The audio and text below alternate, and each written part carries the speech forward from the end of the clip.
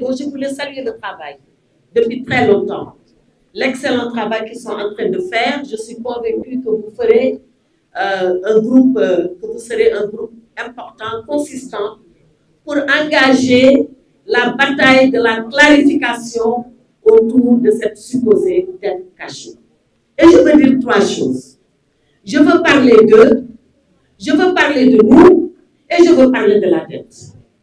Parler d'eux, c'est quoi? Ils ont fait deux choses. Tout le monde se souvient.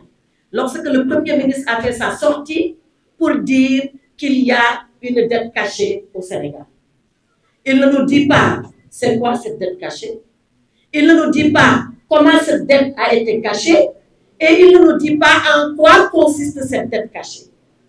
Mais quelqu'un qui parle, qui dit qu'il y a une dette cachée, on imagine, on suppose, on est même convaincu qu'il a les éléments entre ses mains. Mais on ne déclare pas que la dette est cachée pour aller faire recours à des expertises, des cabinets futurs internationaux pour valider sa parole. C'est ce qu'on appelle aller a posteriori pour aller chercher des éléments qui viennent conforter sa déclaration d'a priori.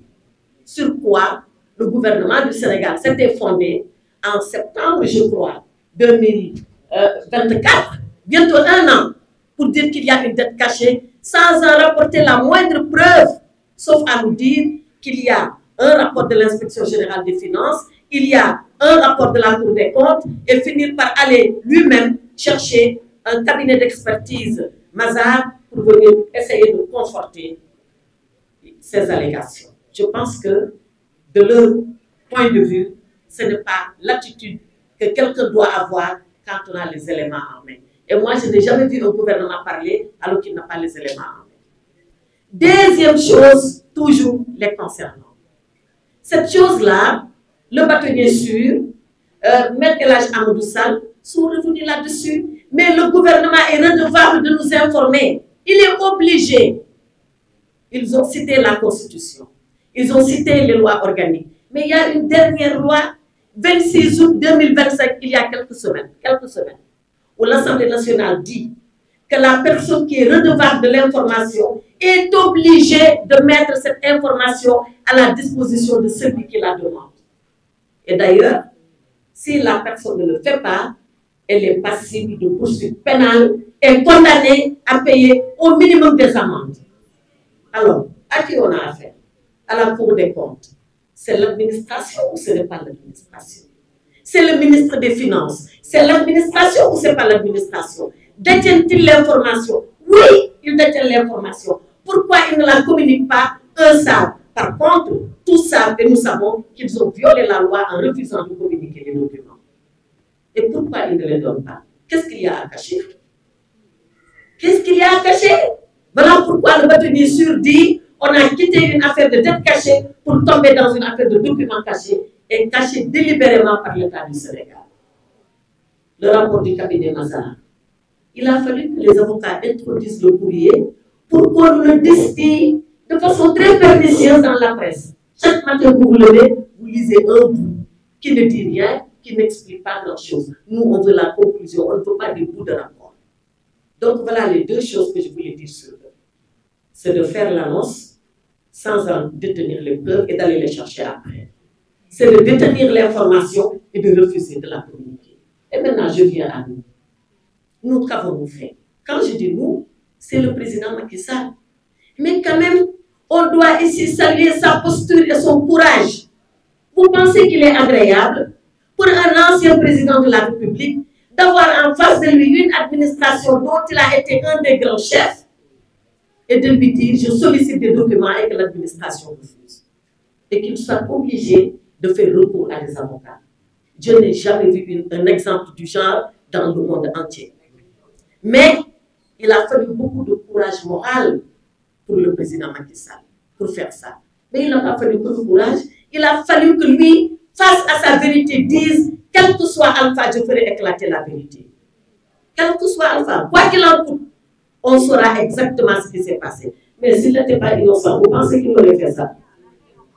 S'il avait quelque chose à se reprocher, la plus petite chose soit-elle, vous pensez qu'il allait pousser comme ça, commettre des avocats et leur dire allez-y, je veux que la vérité éclate. D'ailleurs, pas pour moi seulement Macky Sall, mais pour tout son régime, parce que nous étions avec lui. Pour tout son régime. Maintenant, l'autre chose, toujours parlant de nous, c'est dans cette affaire de considérer que c'est un devoir pour nous d'aller jusqu'au bout. Le président Macky Sall a fait l'honneur à ses avocats de sa confiance. Ils vont aller jusqu'au bout. On a écrit une première lettre. Ils n'ont pas répondu. Ils ont fait l'autruche. Vous savez, l'autruche, quand elle ne veut rien voir, elle met sa tête dans le sac. Et elle reste là-bas, coincée. Ils font comme s'ils n'avaient rien vu. On va réécrire. Peut-être, certainement, ils ne verront rien encore. Et on va continuer sous d'autres formes que vous verrez. Mais on ne lâchera pas. On ne lâchera pas parce qu'il est facile d'accuser les gens. On ne lâchera pas parce qu'il est facile, après avoir accusé les gens, d'aller chercher des preuves. On ne lâchera pas parce que nous sommes dans le vrai et nous considérons que nous sommes dans le vrai. La preuve, rappelez-vous, quand le FMI est arrivé ici, et je viens à la tête, ils ont voulu que le FMI nous serve d'arbitre. Jusqu'à présent, c'est à ça qu'ils veulent arriver. Il faut que le FMI dise qu'il y a dette cachée. Ou le FMI a dit qu'il y a dette cachée. Le FMI n'a jamais fait une expertise pour dire qu'il y a dette cachée. Le FMI n'a jamais sorti un communiqué pour dire qu'il y a dette cachée. Oui, Kristalina Georgieva, il y a quelques jours à Washington, et j'y étais, dans les couloirs de FMI et de Banque mondiale, le Sénégal est sur toutes les langues. Bon, ça s'appelle. Et je pense que méritez-vous l'or. Méritez-vous l'or de Sénégal, Sénégal, Sénégal, Sénégal. Dette cachée, dafa mel ni sax musul am ci àddina ci Sénégal rek la amee. Mais loolu rek dafay metti sa xol. Ak koo xam ni et ñoom ñoo ñu ko doon tooñee. Il disait toujours, oui, meilleur élève du FMI et de la Banque mondiale, ce n'est pas une gloire. Parce que nous, entre le Sénégal, la Banque mondiale, le FMI, et même les filiales du FMI, AFC et tout ça, SFI en français, on n'a jamais eu de rupture. Jamais. Même dans les temps les plus difficiles, le Sénégal respectait ses engagements. Même quand ils disent dette cachée, on payait quand même la dette. Voilà, dette cachée, nous disons qu'on fait. Pourquoi faire un affaire? Dette cachée, on n'a jamais eu de rupture avec le FMI. Donc, Mme Kristalina Georgieva est arrivée pour faire un débrief, comme elle doit faire un débrief. C'est comme ça, dans les rencontres annuelles du FMI et de la Banque mondiale. Et un journaliste lui a posé la question. Peut-être que je peux poser ça. Mon droit, c'est l'eau. Parce que nous avons dit moi, je vais signer un programme avec le Sénégal. Le Sénégal, pour nous gagner Chili. Donc, quand on lui a posé la question, elle a dit qu'elle salue les efforts des autorités sénégalaises quant à ce qu'ils font autour de cette affaire dite de dette cachée. Voilà ce qu'elle a répondu. Un expert FMI pour confirmer dette cachée. Il faut savoir lire. Si on ne peut pas lire maintenant, ça c'est un autre débat. On sort de ce débat-là. Donc, cette histoire de dette cachée, nous avons dit que nous avons dit que nous avons dit que nous avons comment c'est de sortir qu'on a. Donc, nous, ce qu'on veut, et je me résume, et là, j'ai déjà été assez loin, je te remercie de ta générosité. Ce qu'on veut, que nous avons de ragaluñu ko dawuñu ko te nañ ko sànjaafu bu fu mu neexee ba fu mu neex nag mu yem parce que ñun dañoo sonn Sénégalais sax sonn nañu léegi da ngeen di gis benn maire mun la ay sati FMI kañ lay ñëw ma ne yow da ngaa xam FMI mu ne ma ko xamul FMI donc ñu ne dëkk bi doxul ndax FMI tout le monde parle du FMI le FMI est devenu notre voisin il est devenu notre copain de classe il est devenu le gars à la mosquée avec qui on prie mais loolu ñoom ñoo ko indi man dama ne bu fekkoon ni sax am na lu ñu gis